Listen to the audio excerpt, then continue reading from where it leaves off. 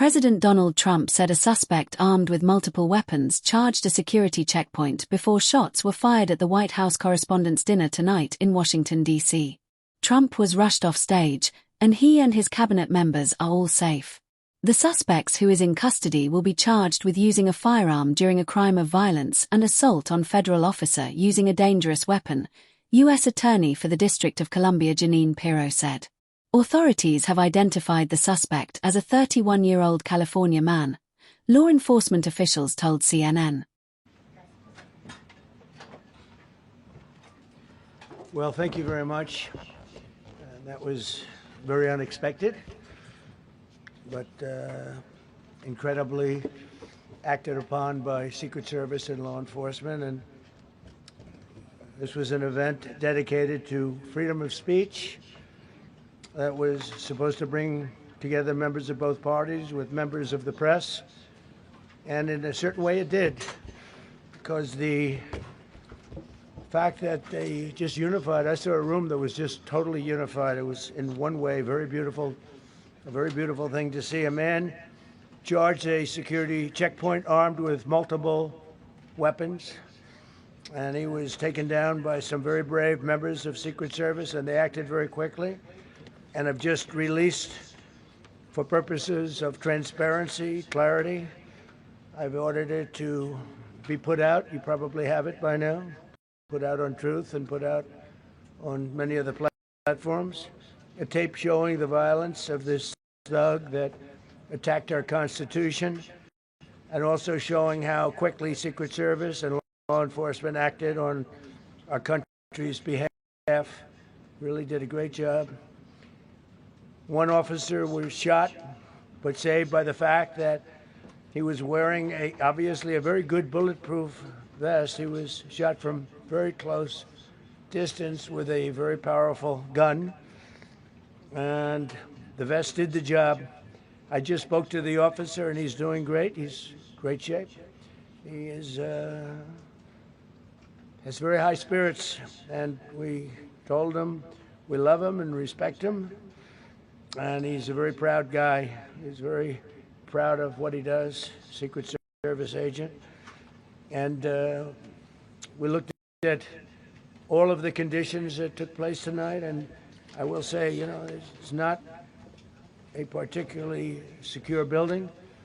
And I didn't want to say this, but this is why we have to have all of the attributes of what we're planning at the White House. It's actually a larger room, and it's much more secure. It's drone-proof, it's bulletproof glass. We need the ballroom. That's why Secret Service, that's why the military are demanding it. They've wanted the ballroom for 150 years for lots of different reasons, but today's a little bit different, because today we need levels of security that probably nobody's ever seen before. But everyone owes a tremendous debt of gratitude to the courage of law enforcement, the law enforcement, and working with the D.C. police. And we just spoke with the mayor. And when we're finished, the police chief is going to take over and discuss it also from their viewpoint. But they also performed exactly as they were supposed to. And you see the attacker in different positions, but you also see the attacker totally subdued and under control. So as you know, this is not the first time in the past couple of years that our republic has been attacked by a would-be assassin who sought to kill. In Butler, Pennsylvania, less than 2 years ago, you all know that story. And in Palm Beach, Florida, a few months after that, we came close. We really had, again, we had some great work done by... The suspected gunman at Saturday night's White House Correspondents' Dinner attempted to create a national tragedy, U.S. Secret Service Deputy Director Matthew Quinn said in a statement. The strength of our layered security was evident, with a myriad of countermeasures still ahead, Quinn added. One Secret Service agent was shot but is expected to survive, 3 people familiar told CNN. No one else was injured, according to authorities. Struck in his vest. He was transported to a local hospital for treatment. He seems to be in good spirits at this time. A LinkedIn profile matching Alan's name and photo described him as a part-time teacher at C2 Education, a test prep and tutoring company. C2 named Alan the company's Teacher of the Month in December 2024, according to social media posts from the company. No one answered a phone number for C2 late Saturday evening.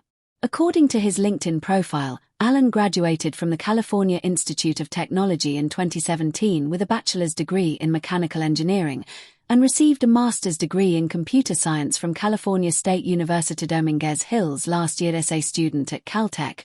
He was featured in a local news report in 2017 for developing a prototype emergency brake for wheelchairs. Alan donated $25 to Kamala Harris' presidential campaign in October 2024, according to Federal Election Commission records. Alan also described himself as a video game developer on his LinkedIn profile and appears to have published an indie game called Bodom for sale on the Steam gaming platform for $1.99. He registered a trademark for the game's name in 2018, according to federal trademark records.